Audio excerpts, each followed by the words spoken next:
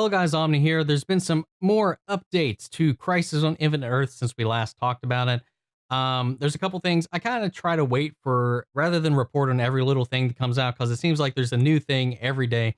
Wait for a couple of them to stack up before I go in and start to break down everything rather than making 1,000 little videos.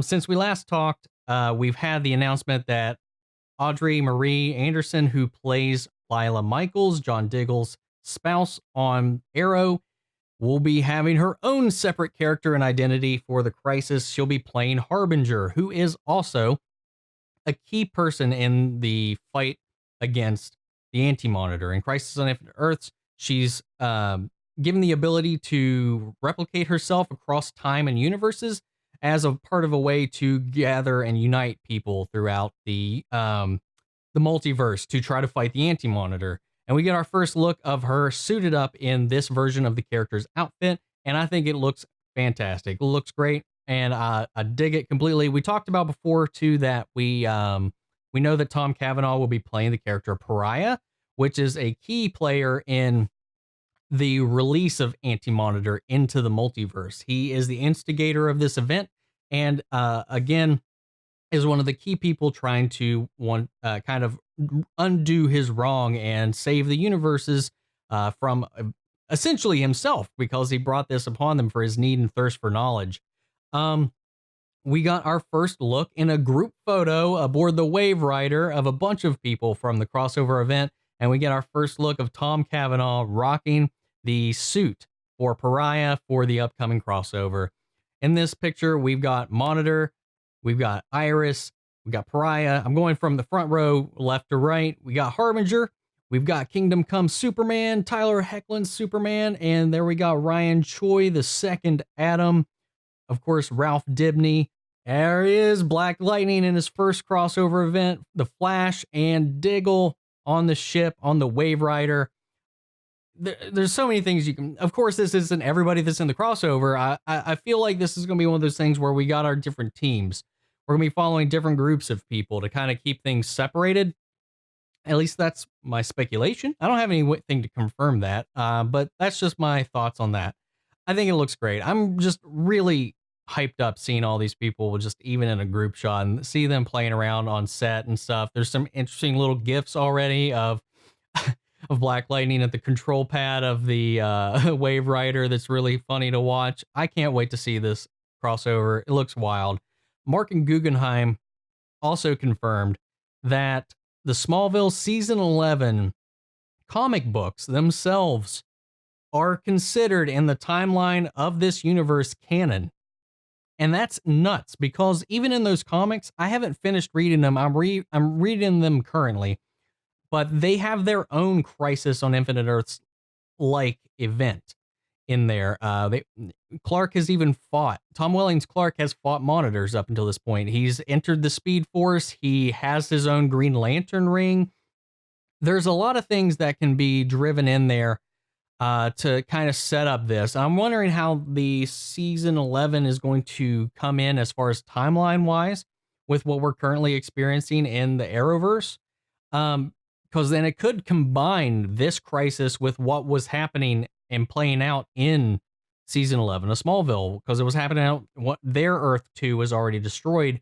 And then that could just kind of raise the question, now that we know the Smallville's multiverse is connected to the Arrow's multiverse, we ourselves can just be like, well, they thought everyone thinks that their Earth won, except for some of the other Earths out there, like in the Flash and Arrowverse. They always like, well, I'm from Earth 90, I'm from Earth 80, whatever.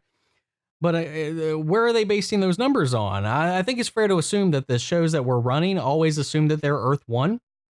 And we really don't ever know what Earth designation they are to us.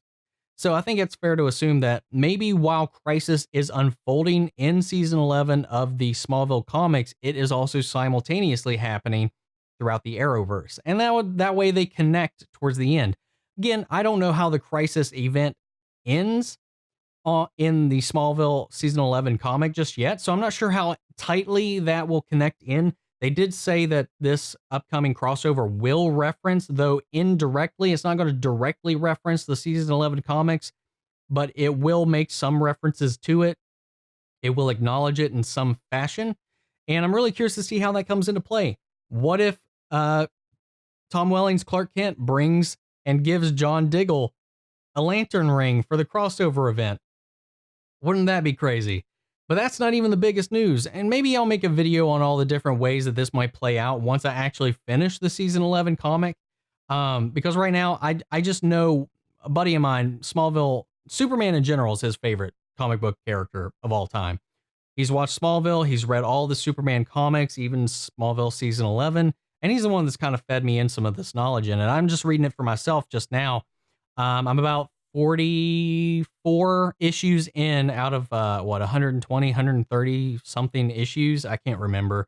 There's a lot, but I'm almost halfway through what currently exists. So once I get to the end, maybe I'll make a video about it, but I don't know.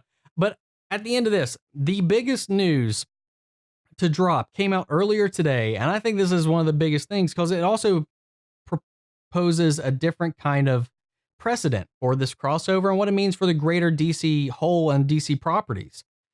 So earlier today, there was a set photo released that confirms that the Batman 1989 film by Tim Burton and Batman Returns, starring Michael Keaton, is canon and part of the Arrowverse. Now, Michael Keaton himself doesn't make an appearance in the crossover, but his face is shown on a newspaper headline saying Wayne Tech CEO Bruce Wayne to marry socialite Selena Kyle. And it's got Michael Keaton right there on the newspaper cover, making this really the first film, the first DC live action film to really be roped in and brought into the Arrowverse. And this is something that's actually been hinted at by Ezra Miller and Grant Gustin before. They had talked about the potential of the multiverse. One of the BS reasons that Warner Brothers didn't use any of the show casts for the films was because the DC exists in a multiverse, and the DCEU was to the explanation of some of the cast members and Zack Snyder and other people that it exists in one of those other universes. And now we have confirmation that one of those universes has the Michael Keaton Batman in it. And that just blows my mind. That opens up so many other possibilities. Now, I don't think this is going to have any direct effect on the DCEU. I don't think the DCEU will even acknowledge it. Maybe they'll low key in the back of their minds factor this in instead of a Flashpoint, instead of using Flashpoint to explain away their reboots. Maybe if this blows up the way it does, what if they consider this the ripple effect that changes the DCU and allows them to do their recastings? Why Suicide Squad 2 is actually a reboot of Suicide Squad 1? Why we have a different Batman? Why we have a different Superman if they recast Henry Cavill? What if this ends up having bigger implications for the live action films? Wouldn't that be just crazy if that happens? Because this isn't just Adam West's TV movie that came out, which was a TV show and it was a movie based on the TV show. This is a theatrical film.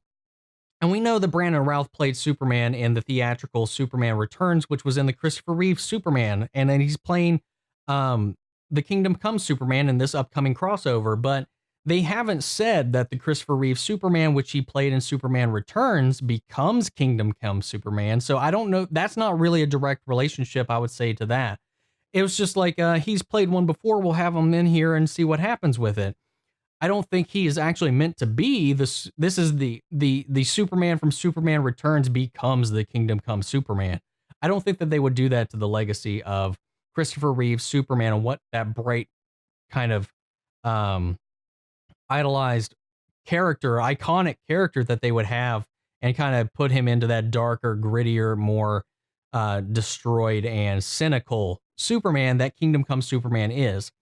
So I don't think that they'll go that route. So that's why I don't consider that necessarily a direct acknowledgement of the live action film universe until this, Tim Burton's 89 Batman, which really initially landed and I think should be considered the real true spark of giving a true cinematic serious take on a comic book character.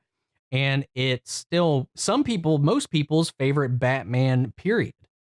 And You know, I like that. And then, they've acknowledged Birds of Prey. I've reviewed that, talked about that. They even have in the flashbacks in the opening to the show itself, it uses the 89 Batman's bat suit as well as the Batman Returns Selena Kyle outfit to kind of mesh that together. So I wonder if that will, this news headline will confirm that Birds of Prey is in the same continuity as Batman and Batman Returns. Since we see the bat suit, we see the Catwoman suit from the film, though minorly altered, and that they have their love child in Helena Kyle. So that could be a confirmation of that. And that would definitely separate that timeline from the one of the Joel Schumacher Batmans, putting them in their own continuity. So there's a lot of this event is just changing the landscape of the DC television scape and the filmscape by even having this in it. And that just blows my mind. And again, it just makes me fall back on Ezra Miller's statements about why, as much as on how the concept of the multiverse opens up, that he would love for, he had mentioned before, it was never an official thing. I know some people at Warner Brothers has mentioned the multiverse idea. That's why they wanted to keep the films and the TV shows separate. Zack Snyder made that mention, but Ezra Miller, even himself in an interview, had talked about the possibility of the multiverse of DC, where not casting Grant Gustin because he was a fan of the show Flash as well, that he would like to be Flashes together, that he teased or hinted at, not that any CEO or producer was considering this idea, but Ezra Miller himself put forth the idea that his Flash can meet Grant Gustin's Flash. So it really comes down to how WB and CW play this forward, what implications that this can have for just the greater DC brand. It's crazy. Before we know more, I'm not going to go speculating off too much more here. So I'm going to pass this off to you guys. What do you think about all of this we're talking about here today? What do you think about everything coming out about this? We've had video after video after video talking about everything coming out about this event. And I think it's going to be huge. I think this is going to be awesome. I really don't want it to be a letdown, but it's really shaping up to be something like just like MCU levels of craziness, but on the small screen. And I am so excited for it. So sound off in the comments, guys. I want to know your thoughts. Let me know what you all think. We'll carry on the conversation after the video. And if you like this video, support the channel by liking, commenting, subscribing. It really helps me out. If you didn't like it, let me know in the comments what you didn't like. But that is it for today, guys. I will catch you guys in the next video. Take care, everybody.